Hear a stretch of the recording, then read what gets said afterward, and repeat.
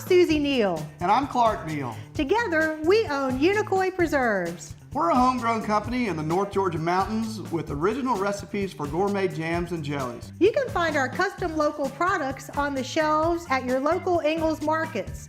We're in the deli, we're not with the jelly, which is why we're so excited to join you here today at the Ingles table. Like Ingles, we have a passion for local food, and that's what we're preparing today. Join us as we make our cast iron skillet cookie. You don't even need a bowl. For a full list of ingredients, check out the shopping list below. You can print a list and take it with you or pull it up on your phone when you're at the store. Now let's get cooking. Hi there, we just got back from Ingles Markets. I'm going to show you how to make my chocolate chip skillet cookie.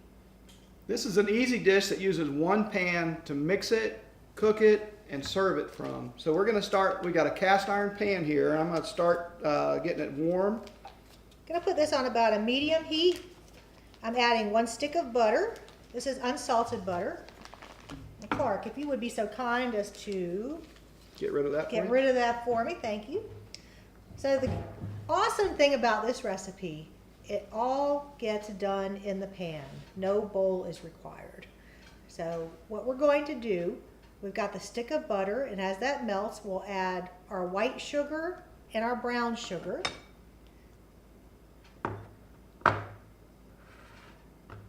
Now today we're going to make this with chopped pecans. So I'll go ahead and get those started while the butter is melting. And you can do this with or without the pecans. So we're just going to do a little rough chop on these nuts. It's about a half a cup.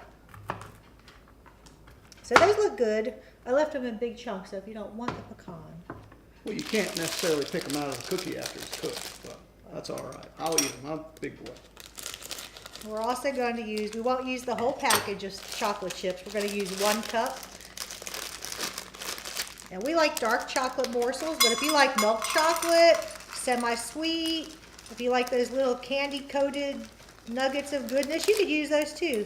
Use whatever type of chip that you like, but we like the dark chocolate. Yeah, if you wanted to take a block of chocolate and rough chop it too, you could certainly do this with chunks of chocolate. So it's your chocolate choice is up to you. You just need 1 cup of it. But we really like the flavor of the dark chocolate against the sweetness of the cookie. All right, so this butter's starting to melt good. I'm going to add the sugar. So we're adding the white sugar. And we've got our brown sugar. That's light brown sugar. If you use the dark brown sugar, I think it'd be okay if that's all you have.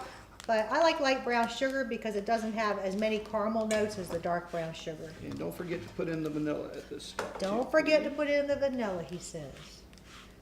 Ooh. How about that? How about that? It all went into the bowl.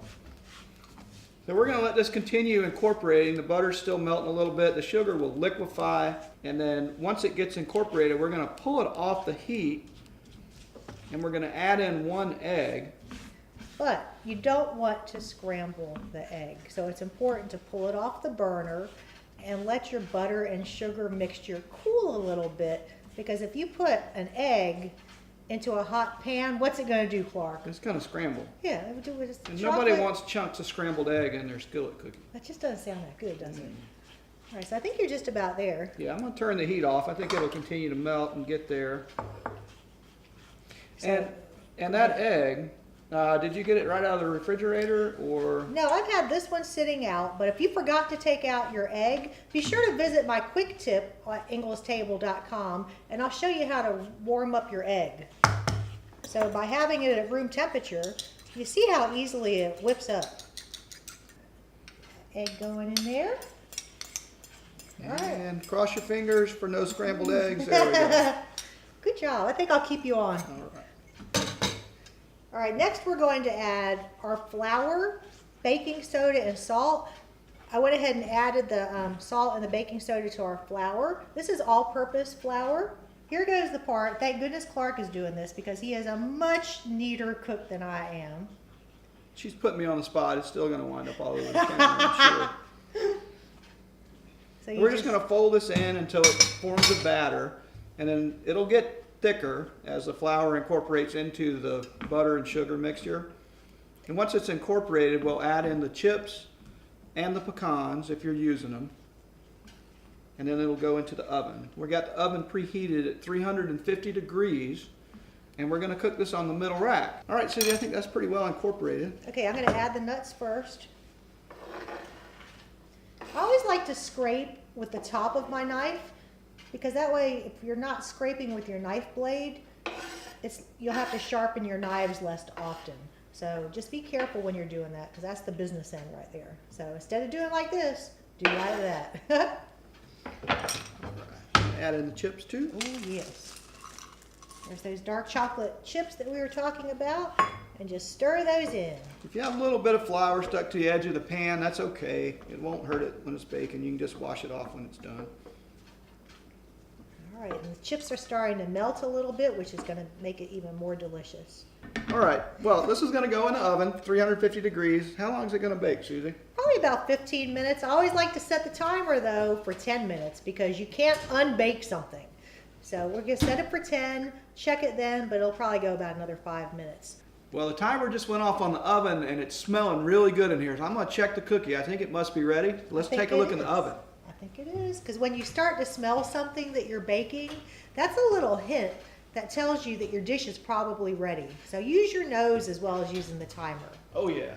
Oh, look at that. That's beautiful. So you can serve this two ways. You can let it cool and cut it in pie-shaped wedges and serve it with some ice cream, or you can scoop it hot, freeform into a bowl with ice cream. Ice cream is obviously gonna melt that way, but it's good either way. We're gonna plate one up that's already cooled, and we'll come back and show you what the plate looks like in just a second. We let our cookie cool a little bit and we cut it into a nice pie-shaped wedge. We're gonna serve it with vanilla bean ice cream. Did I leave it out long enough to soften up? Yes, it's perfect. Good. A nice dollop of ice cream right on top. Whoop. Fancy it up with a sprig of mint. Okay. Because remember, we eat with our eyes before with our mouths. And there you have it. This is our chocolate chip skillet cookie. We want to thank you so much for joining us here at the Ingles table. Remember, you can find recipes, tips, tricks, and more at inglestable.com. Until next time, we'll see you online.